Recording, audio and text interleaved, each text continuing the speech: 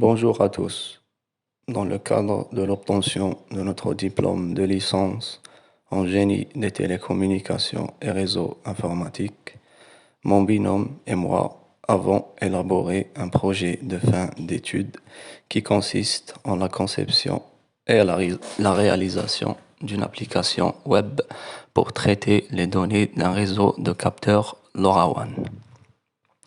Pour mener à bien notre projet, nous avons eu recours à plusieurs outils informatiques et à maintes paradigmes et langages de programmation. Tout d'abord, pourquoi avions-nous utilisé Ubuntu?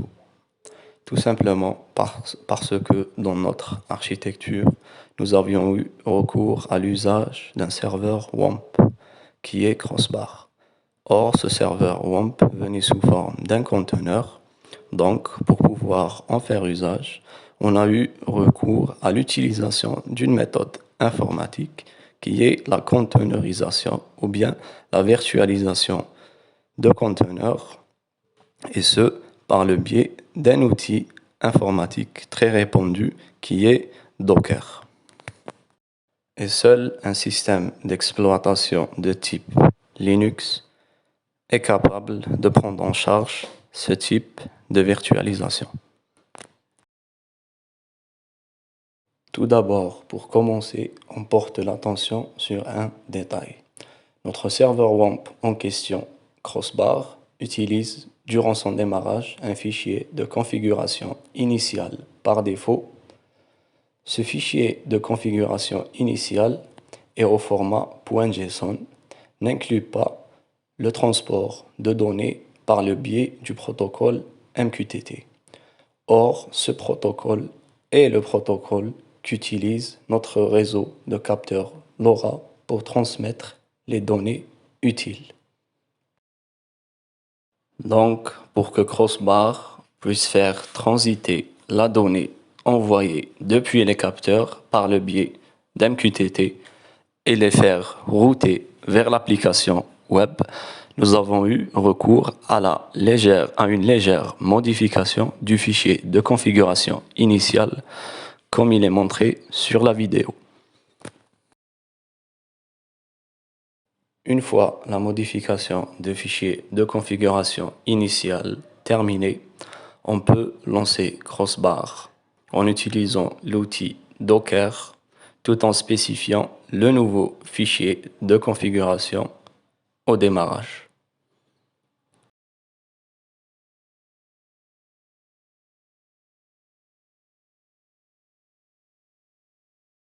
À des fins de simulation, l'envoi de données du réseau de capteurs LoRaWAN en réalité a été simulé par un script écrit en langage Python qui fait office d'un client WAMP qui va transférer ces données au serveur WAMP Crossbar qui par la suite les fera router à l'application web pour affichage.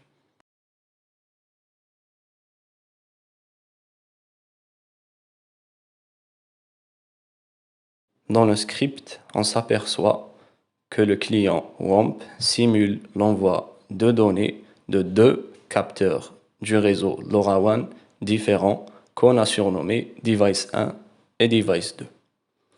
Ces capteurs sont identifiés par le biais d'un ID ou d'un PID pour Process Identifier, un numéro de séquence et une position géographique définie par deux coordonnées X et Y. La donnée utile ou payload transmise par ces capteurs dans l'exemple consiste en l'humidité ou le taux d'humidité, la pression et la température. Ces données utiles seront par la suite publiées par le biais de la fonction publish juste en dessous du script. Une fois la liaison entre le client WAMP vers le serveur Crossbar établie, notre back-end de l'application gérera alors la communication entre le back-end et le WAMP client. Un marqueur sera posé au démarrage du back-end à une position choisie sur la carte. Ce marqueur désignera un des capteurs du réseau et affichera par la suite les données transmises par ce dernier en temps réel. Il sera en écoute constante du client pour récupérer les dernières mises à jour de ces données. Le script vérifie aussi à chaque fois si le capteur ou le device qui transmet l'information est déjà rattaché à un pin sur la carte géographique ou non. Si c'est le cas, alors l'information ou donnée transmise sera juste mise à jour. Dans le cas contraire, un nouveau marqueur est créé suivant une position définie par les coordonnées XY transmises par le capteur qui transmettra par la suite sa donnée utile pour la première fois afin qu'elle soit affichée.